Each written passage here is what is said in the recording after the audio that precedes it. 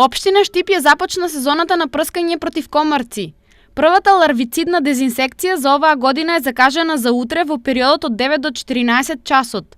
Со дезинсекцијата ќе бидат опфатени застојните води во урбаните населби и локалитети на територијата на општина Штип. Третирањето ќе се изведува со препаратот Биопрен 4GR, кој што има активни материи кои што се одобрени од Министерството за здравство, а во случај на неповолни временски услови како ветер, дожд или слично, дезинсекцијата ќе се одложи за следниот поволен ден.